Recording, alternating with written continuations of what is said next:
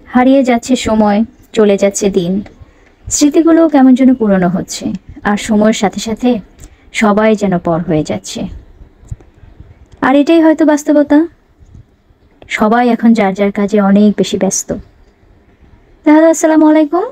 আশা করছি যে যেখান থেকে আমার ভিডিওটি দেখছেন আপনারা সবাই সুস্থ আছেন। তো সকালে ব্যস্ততায় যায়, প্রতিটা পরিবারেরই মনে হয় এরকম একটা সময় যায় সকালবেলাটা। তো রুটি পরোটা খেতে খেতে অনেক সময় দেখা যায় যদি একঘেয়েমি চলে আসে, তাহলে কিন্তু আপনারা এভাবে বানিয়ে নিতে পারেন। আজকের যে সিম্পল একটি রেসিপি আপনাদের সঙ্গে শেয়ার করতে চাচ্ছি, এটা আপনাদের অনেক বেশি টেস্টি লাগবে, ইয়ামি লাগবে। দেখা যাবে যে আপনারা যদি একবার এটা ট্রাই করেন, আপনারা আমাকে কমেন্ট করতে বাধ্য যে হ্যাঁ আপু, এটা আসলেই অনেক টেস্টি।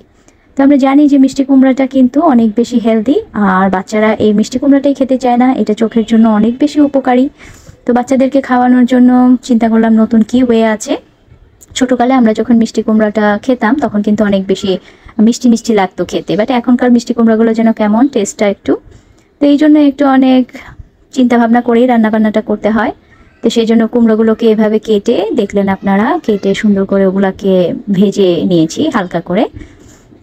ভেজে তারপরে যেটা করতে হবে, আপনার অল্প একটু পানি দিয়ে দিবেন। কুমড়া তো এমনিতেই গলে যায়, এটা তো খুব একটা পানি লাগে না।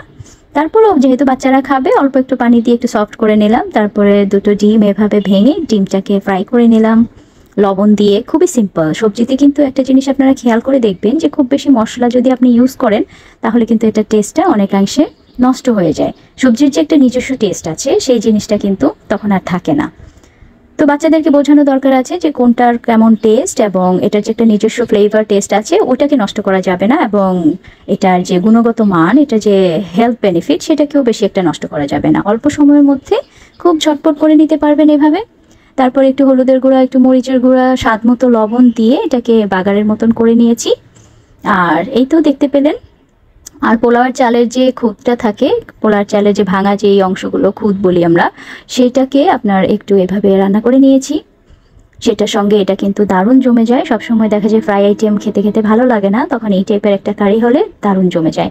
আর লাস্টলি এই যে আমার সালাদ পাতা, এটা ছাড়া তো হবেই না। এই সালাদ পাতাটা তো আপনারা প্রায়ই আমার দেখে থাকেন, আমি বিভিন্ন জিনিসে ইউজ করি। আসলেই কিন্তু এটা বাইটে বাইটে খুব দারুণ একটা ফ্লেভার বাস্ট হয়। একেবারে ফ্রেশ রিফ্রেশিং একটা ব্যাপার।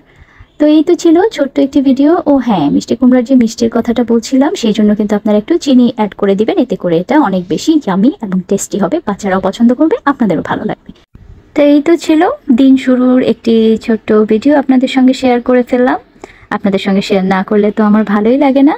তো আপনাদের দিনটি কেমন করে শুরু হলো, কি করলেন, অবশ্যই আমাদেরকে জানাবেন।